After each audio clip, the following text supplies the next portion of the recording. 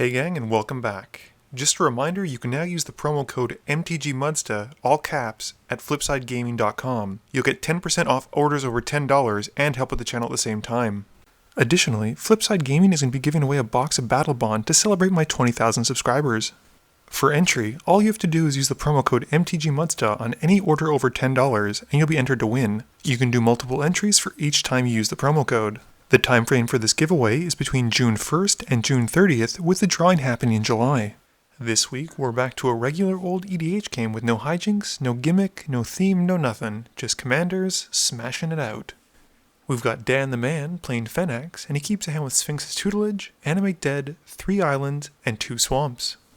We got Jonathan playing his Tishana deck, and he keeps a hand with Terramorphic Expanse, Merfolk Trickster, Jade Guardian, Woodland Stream, Naturalize, and 2 Islands. We have another new Mike, who's playing Tymna and Thrasios, and he keeps a hand with Day of Judgment, Elvish Mystic, Forest, Springleaf Drum, Captain Sisay, Flooded Strand, and Sunpetal Grove. And last but not least, we have Dorian, who's also new to the channel, playing his Animar deck, and he keeps Thornwood Falls, Tranquil Thicket, Is It Boilerworks, Command Tower, Azusa Lost But Seeking, Ulvenwald Tracker, and Fathom Seer. Dan wins the die roll and starts us off. Dan plays an island and passes. Mike plays a Flooded Strand, cracking it and taking 1 to go and find Breeding Pool.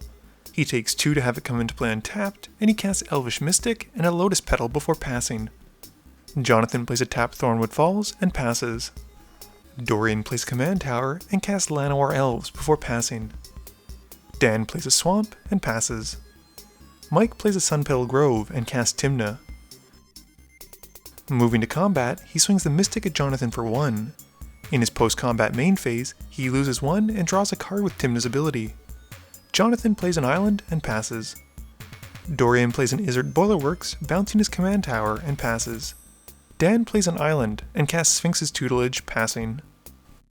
Mike plays a forest and casts Springleaf Drum. He taps it to tap Tymna, making a black mana, and casts a Dark Confidant. Moving to combat, he hits Dan with the Mystic for 1. Mike pays 1 life in his post-combat main phase to draw Tymna's ability. At the end of Mike's turn, Jonathan naturalizes the Springleaf Drum to try and keep Mike off accessing all of his colors. John plays a Cryptolith Rites in his main phase, and drops a Simic Growth Chamber, bouncing his island to his hand. Dorian plays his Command Tower again, and casts Animar. He then plays an Ulvenwald Tracker, giving Animar +1/+1 counter. Dan draws for turn, which triggers the Tutelage. He has John mill 2 cards, but neither card shares a color, so the ability ends. Dan then plays a Swamp, and casts Mind Stone before passing. Mike reveals a Godless Shrine from the Dark Confidant trigger, and plays it in his main phase, taking 2 to have it come into play untapped. Moving to combat, he swings Tymna at Dan, and the Dark Confidant at John. He gains 2 life, but spends it to draw 2 cards in his post-combat main phase, and passes. John plays an island, and casts a Jade Guardian in his main phase. He has the Guardian put the counter on itself, and passes. Dorian plays a Thornwood Falls, gaining 1 life.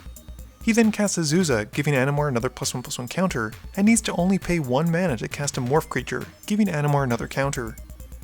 Dorian then plays a tapped Tranquil Thicket, and passes turn. Dan draws for turn, and puts the Tutelage trigger on Jonathan once more. John hits Helm of the Host and Biden of Thassa, which is deeply upsetting. Dan then plays a Swamp, and casts his trusty Hover Barrier. Dan then casts a Dimir Signet, and passes turn. Mike reveals a Swan Song for his Confidant trigger, and takes 1. He then plays a Mana Confluence, and casts Sword of Feast and Famine, and equips it onto Tymna.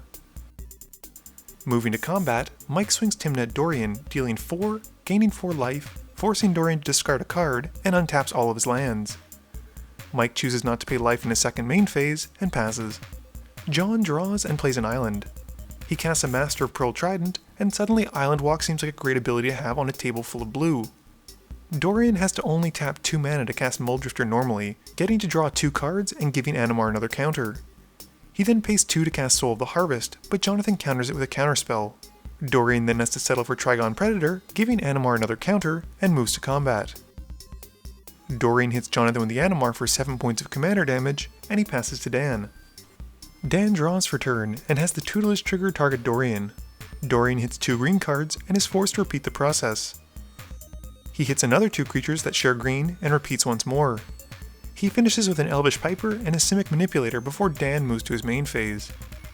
Dan plays a Dismal Backwater and gains 1 life. He then casts Phenax and taps his Hover Barrier to mill Dorian for 6. Dan gives Dorian's graveyard a quick look and passes to Mike. Mike reveals Meddling Mage from his Confidant trigger and takes 2. He then plays a City of Brass and casts Umezawa's Jitte and equips it onto Tymna. He swings Tymna at Dorian, who puts his Mulldrifter in front of the dual-wielding commander. Mike gains 4 life, and Jitte gains 2 counters before passing to John. John draws for turn and drops an island. He casts a Cold-Eyed Selkie and passes. Dorian draws for turn and we catch a glimpse. He then taps his Llanowar Elves to pay for the Ulvenwald Tracker's activated ability, having Animar fight Mike's Elvish Mystic. With the trigger on the stack though, Mike removes both counters from the Jitte to kill Dorian's Elves and Tracker, but Animar still gets a good hit on the Elvish Mystic. Dorian then casts Vorel, who helps lower the cost of his follow-up creature by giving Animar another counter, and Dorian casts a Deep Blow Skate. Dorian gives Animar another counter from casting the Skate, and then doubles the counter on Animar for a total of 16. Moving to combat, Dorian swings the Trigon Predator at Jonathan and Animar at Mike. Before moving to blockers, Jonathan flashes in the Merfolk Trickster and targets the Predator with the ETB. John then blocks the now weakened Trigon Predator, and Mike has no choice but to take 17 commander damage. Dan draws for turn and has the Tutelage trigger target Dorian once more. Dorian hits 2 targets that share blue and repeats the process. He finishes by milling a Shrieking Drake and a land. Dan then plays an island and sacrifices the Mind Stone to draw a card, putting the Tutelage trigger on Dorian. This time, Dorian only mills 2 cards, not repeating the process. Dan then casts a Sphinx of Othune and targets Mike with the trigger. Mike makes the piles, and Dan takes the pile with Lazav in it. Dan then taps his Hover Barrier to mill Dorian for another 6 cards and passes turn. Mike reveals a Birds of Paradise, taking 1 from the Confidant. He then moves to combat and swings Tymna at Dorian. Dorian blocks with the Skate, and Mike gains 4 life, and the Jitte gains 2 counters. In his second main, Mike casts Day of Judgment to wipe the board. He then takes 2, tapping his 2 Pain lands, and casts Meddling Mage naming Animar. John draws for turn, but he lost almost all of his gas. He plays a Terramorphic Expanse and cracks Divine of Force before passing. Dorian is a bit starved for lands now that Animar is gone and can't do much but pass to Dan for his turn. Dan draws and mills Mike with the Tutelage. Mike hits a land and a Stoneforge Mystic. Dan then drops an island and brings out Lazav. He then drops Mana Rocks for days, bringing out Dimir Cluestone and then a Darksteel Ingot.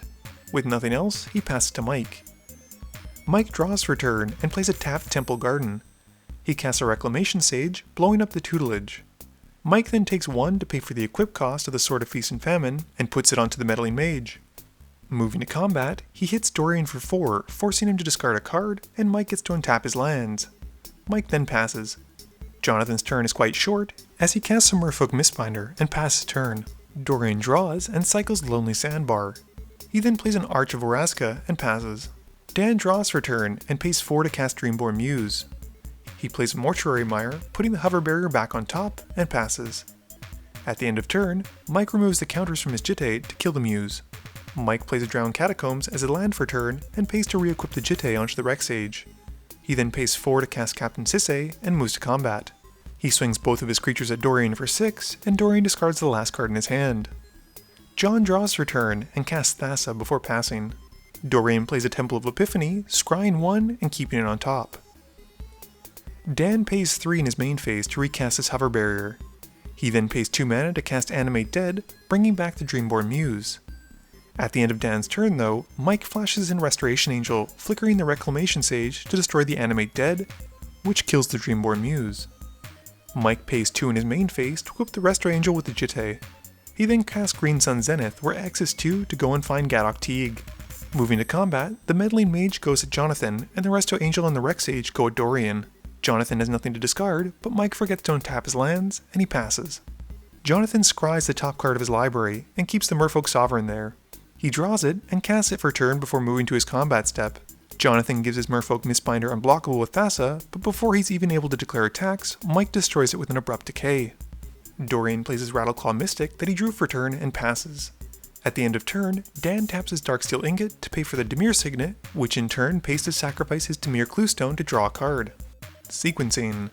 Dan plays an island for a turn and makes sure he has enough mana symbols to have Phenax be active. He then taps Phenax and Hover Bearer to mill Mike for 13. With the triggers on the stack, Mike activates Sisay to go and find a legendary. He finds Elesh Norn and puts it to his hand. Mike then mills 13 cards. Mike plays a Hinterland Harbor and taps 7 to cast Elesh Norn. Some creatures die, and Mike counts up the power on board. Mike then moves to combat, swinging the Restoration Angel at Dan for 5, and Gadok Teague, the Rex Sage, and the Meddling Mage at Dorian for 14. He then untaps his lands, and in the second main phase, recasts Tymna and passes. Jonathan scries 1 on his upkeep and bottoms the card. He then draws for turn, and plays a tapped Lumbering Falls. Jonathan then casts the worst Tishana I've ever seen, drawing 1 and having it die. John draws, unfortunately a Mind Spring, which he can't even cast with Gadok Teague out, and passes with great disappointment. Dorian plays a Gilder Baron, which actually doesn't die to Elesh Norn, and passes to Dan. Dan plays a Swamp, and passes. At the end of Dan's turn, Mike taps Sisay to try and find something to help him finish out the game. He grabs Linvala, which will shut off Dan's game plan if it hits the field, and moves to his turn. Mike draws for turn, and casts, you guessed it, Linvala. With the Angel on the stack, Dan taps his creatures to mill Mike. With the mill triggers on the stack though, Mike taps Sisay again to go and find Vendilion Click. Mike then mills 16 cards, and Dan has Lazav become a copy of the Serra Ascendant when it hits the bin. Mike then swings enough creatures to kill Dorian, he swings Elesh Norn at John for 4, and the rest at Dan, dropping him to 14. In his post-combat main phase, Mike pays 3 life to draw 3 cards with Tymna's ability, and passes. John scries and bottoms the card, he then passes to Dan. Dan draws for turn as well, but doesn't have anything and passes. Mike doesn't even really need to cast anything, and the guys realize he has enough to swing and pretty much finish off everyone in the game, and they scoop it up. Game review time. So, I think Dorian did a fantastic job with his Animar. He was able to get a ton of counters onto him early on, he had decent removal in the form of Ulvenwald Tracker, and really the only setback he encountered was the board wipe and the Soul of the Harvest. I think had the Soul resolved, this would have been a very different game, as he would have been drawing a bunch of cards. Mike's deck was fantastic, and it was basically mono hate bears. He runs a bunch of the 2-drops that either draw cards or hate people out. He managed to balance aggressive and defensive very well, chipping away at people's life totals and knowing when to wipe the board. He did make a bit of a misplay attacking with Linvala when he should have attacked with Restoration Angel, but there's a lot of nervousness when it comes to playing on camera, and since they both have the same amount of power, it's not exactly a big deal. I really don't understand what it is about Simic decks and performance anxiety on my channel. They don't ever seem to want to perform very well. Jonathan flooded with his Tishana deck, and the board wipe set him back, not allowing him to draw a bunch of cards when he cast Tishana. It's a real shame because before the game had started, Jonathan had talked about how he put the Helm of the Host on Tishana and drew 1 billion cards that game, and I think that would have been certainly fun to see. Dan's Phenax deck is a budget build. There is probably room for improvement on his card inclusions, but the major thing that I would suggest to him is to not tap his creatures during his main phase and instead wait for other people's turns. This would have allowed him to block with the Hover Barrier more often than he did, and still mill at the same time. There was also a slight misplay, as when his Lazav became a copy of the Serra Ascendant, it should have died when Dan dropped under 20 life. Please be sure to tune in every Monday and Thursday at 11 AM Eastern Standard Time for a guaranteed new video. You can also follow me on Twitter at MTGMudsta. You can find me on Facebook at facebook.com/MTGMudsta. And lastly, you can check me out when I stream at twitch.tv/MTGMudsta. This video is brought to you in support by my patrons. If you're looking for a way to help out the channel, please be sure to visit the link below. Thank you all for watching this video, and don't forget, friends are just opponents you haven't eliminated yet.